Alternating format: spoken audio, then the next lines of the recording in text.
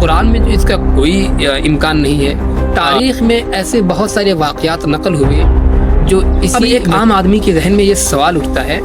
کہ اسی لیے مسلمانوں کے یہاں اس مہینے کی بڑی اہمیت سمجھی جاتی ہے۔ آپ دیکھتے ہیں کہ مسلمانوں کے جو دونوں بڑے بڑے فرقے ہیں یعنی کہ شیعہ اور سنی،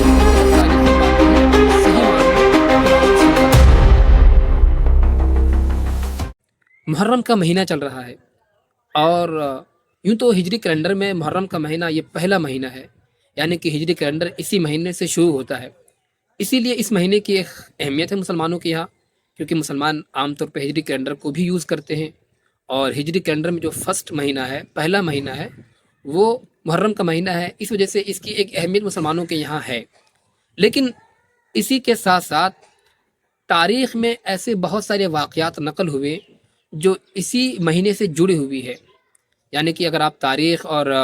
کتب حدیث کو پڑھیں گے اور دینی کتابوں اور لٹریچر کو پڑھیں گے تو آپ کو معلوم ہوگا کہ آدم علیہ السلام سے لے کر حضرت حسین تک تاریخ میں ایسے بڑے بڑے واقعات ہوئے جو اسی مہینے سے جوڑی جاتی ہے، اور خاص کر کے محرم کی جو 10ویں تاریخ ہے یعنی 10 محرم کو، اس سے کئی سارے واقعات جڑے ہوئے ہیں۔ اسی لیے مسلمانوں کے یہاں اس مہینے کی بڑی اہمیت سمجھی جاتی ہے۔ آپ دیکھتے ہیں کہ مسلمانوں کے جو دونوں بڑے بڑے فرقے ہیں یعنی کہ شیعہ اور سنی، دونوں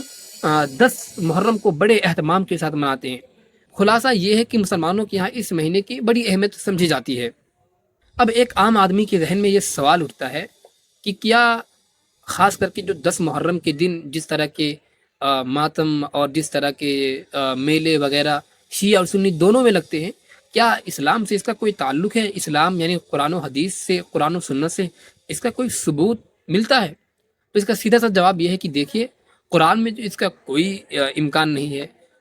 بات رہی حدیثوں کی، تو کچھ روایتیں اس میں ہیں جس میں محرم کے اور خاص کر کے 10 محرم کے بارے میں کچھ باتیں نقل کی گئی ہے۔ مثال کے طور پر کہا جاتا ہے کہ حضرت آدم علیہ السلام کی دعا 10 محرم کو قبول ہوئی تھی، اور 10ہی محرم کے دن حضرت یونس علیہ السلام مچھلی کے پیٹ سے نکلے تھے، اور بھی اس طرح کے کئی واقعات ہیں جو 10 محرم کے حوالے سے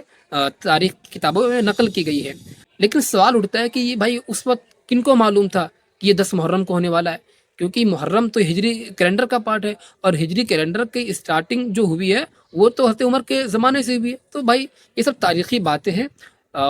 جس کا صحیح معنوں میں قرآن و سنت، قرآن و حدیث سے کوئی تعلق اور کوئی ثبوت نہیں ملتا ہے۔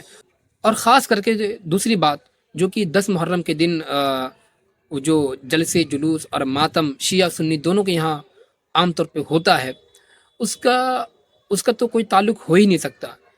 کیونکہ جو کربلا کا واقعہ پیش آیا ہے وہ 10 اکتوبر 680 عیسوی یعنی کہ 10 محرم 61 ہجری کو پیش آیا ہے، اور اس سے 50 سال پہلے حضور صلی اللہ علیہ وسلم اس دنیا سے جا چکے تھے۔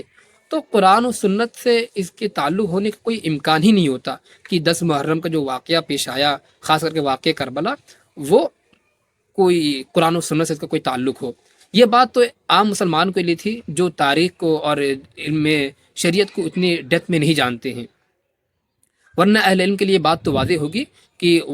واقعہ کربلا کب پیش آیا اور قرآن و سنت کا نزول یا ان کا جو اظہار مسلمانوں کے درمیان ہوا وہ کب ہوا۔ اس محرم کے مہینے میں مجلسیں لگتی ہے اور کئی دن تک لگاتار مجلسیں ہوتی رہتی ہے، ذکر حسین، شہادت حسین، واقعہ کربلا، ذکر کربلا، اور مختلف عنوانات کے تحت دونوں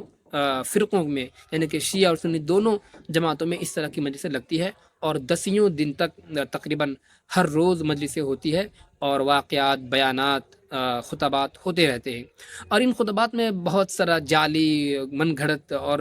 بے سروپا کی باتیں، واقعات ہوتی رہتی ہے، جس میں اگر آپ دیکھنا چاہیں تو آپ دونوں فرقوں میں دیکھیں گے کس طرح کے الزامات یزید کے نام پر ہوتے ہیں اور کس طرح کی غلو کی باتیں حضرت حسین علیہ السلام کے نام پر ہوتا ہے۔ لیکن ان تمام واقعات کو دیکھتے ہوئے مجھ سے ایک میرے دوست نے سوال کیا تھا۔ ان کا سوال یہ تھا کہ بھائی تاریخ میں بہت سارے بڑے واقعات ہوئے، شہادت کے واقعات، قتل و غارت کے واقعات اور بڑے ہوئے ہیں۔ یہیں ہم دیکھتے ہیں کہ حضرت عمر رضی اللہ عنہ کو شہید کیا جاتا ہے، حضرت عثمان کو قرآن پڑھتے بھی شہید کیا جاتا ہے، حضرت علی کو بھی شہید کیا جاتا ہے، اور تاریخ میں بہت سارے انبیاء کو بھی شہید کیا گیا اور کئی صحابہ کو شہید کر دیا گیا۔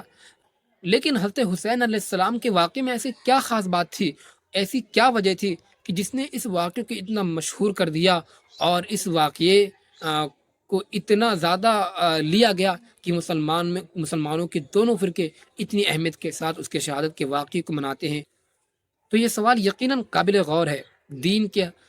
دین اور تاریخ کے ہر طالب علم کو اس سوال پر غور کرنا چاہیے کہ آخر کون سی وجہ ہے جس کی بنا پر مسلمانوں نے اس واقعے کی اتنی اہمیت دی، اور صرف اہمیت ہی نہیں دی بلکہ اس کو ایک تہوار کے طور پر ہر سال مناتے چلے آ رہے ہیں۔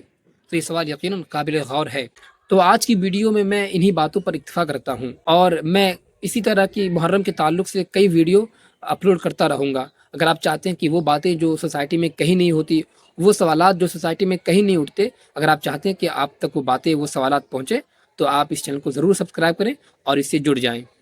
شکریہ، والسلام۔